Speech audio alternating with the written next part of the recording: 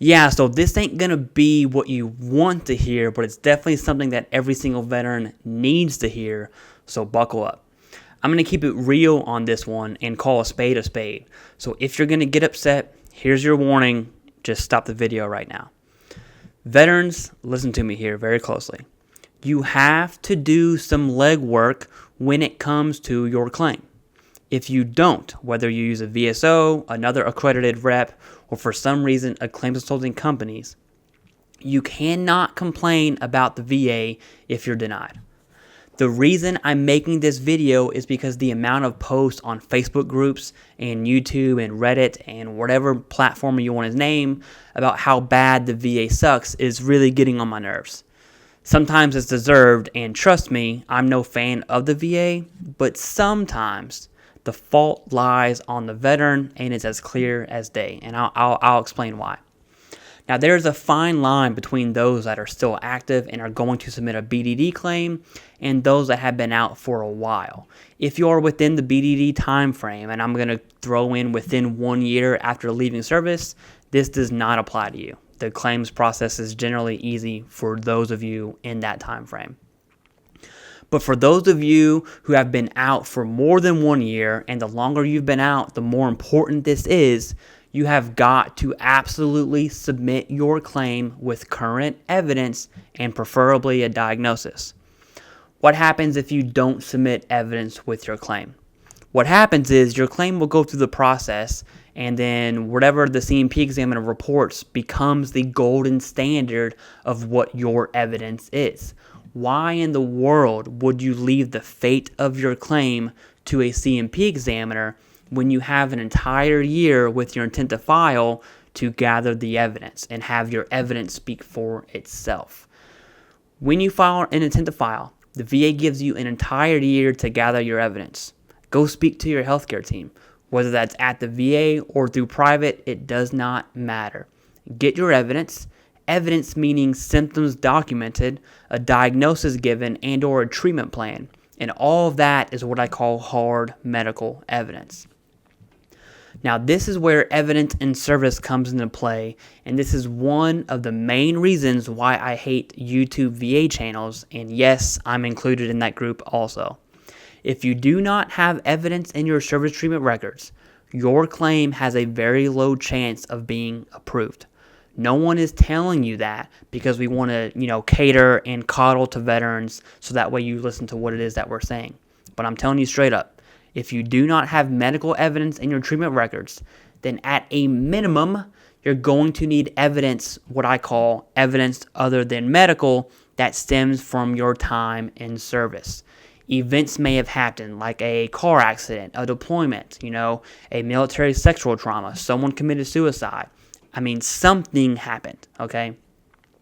Responsibilities and duties while you were doing whatever it is you were doing in the military. Veterans Info Tap on our joint channel, Veterans Daily, which you should absolutely check out. But Jason spoke about a story of how their mortar platoon would compete against other mortar platoons. Fun fact, I'm also a mortarman, so Jason and I have the same exact MOS, and we're both Marines. But an 81 millimeter mortar weighs a ton. It really does weigh a lot, even if you break it down into its three pieces. So the tube, the bipod, and the plates are generally about 30 pounds, give or take a few. You could imagine how running with those pieces, with that weight, and your combat load could result in back pain, neck pain, knee pain, shoulder pain, whatever pain you want to talk about. But that's an event that can be spoken to about, hey, although I don't have medical records, we were doing these things and that led to this condition.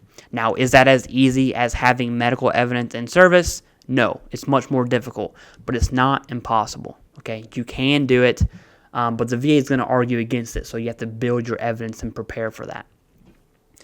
I'm going to be as clear as possible here. If you don't have any evidence from service, medical and evidence other than medical, your claim will be denied. If you think that for whatever reason, the VA is just going to give you a rating just because, that's not the case. It's not going to happen. For every claim, you need what's called the big three, and anyone speaking outside the big three does not understand service connection. So listen up. The big three. Number one is the in-service event.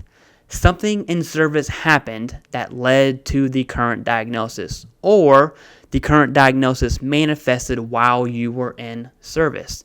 Now, you don't have to be diagnosed while in the military, but you need to show one of these two things.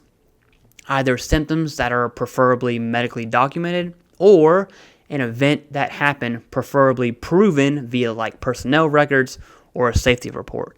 Now, statements do come into play to address symptoms and events that were not documented, but that is not preferred, and the VA will fight against this.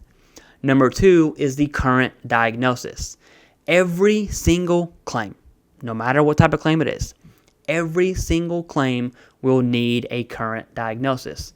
Preferably, you submit your claim with a current diagnosis, and in some cases, if you don't, you're an idiot, and I'll get to that in a second. And yes, I just called you an idiot. Relax.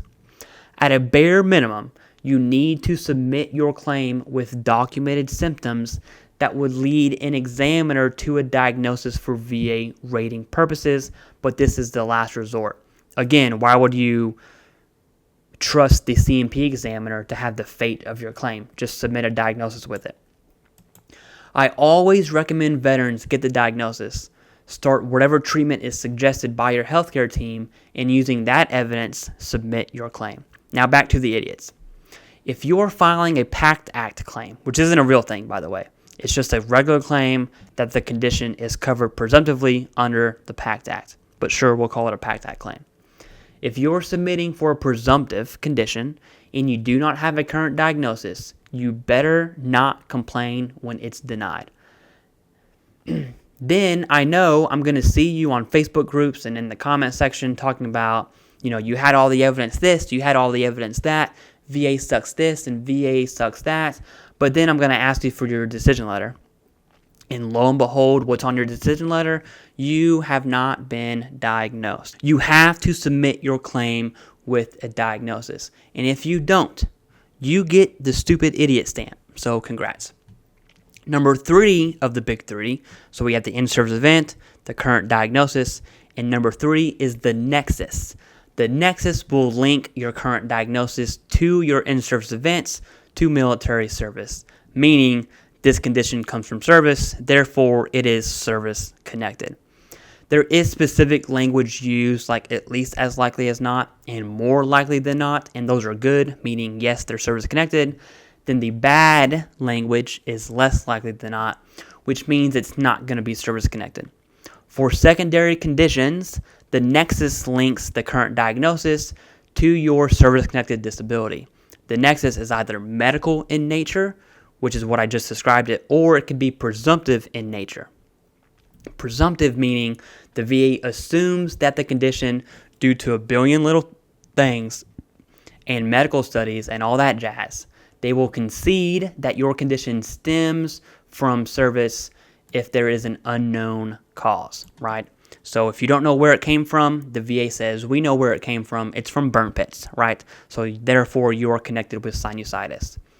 Of note, every single claim will require a nexus, and that nexus, the C&P examiner will give a nexus. That's not implying a private nexus, okay? And that's it. Stop submitting dumb claims. If you submit a dumb claim, you are clogging up the system, and so what you need to do is submit your evidence-based claims, and the process will work.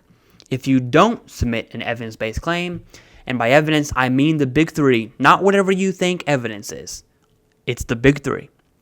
But if you don't submit an evidence-based claim, do not come crying that the VA sucks this and the VA sucks that. Okay? Now, does it happen that you do submit the in-service event and the current diagnosis and you're still denied? Yes, unfortunately that happens. It's not often, right? Believe it or not, it's not often. But yes, that does happen, which is why we have the higher level review, the supplemental claim, and then the Board of Veteran Appeals. So we have the appeals process. The process works.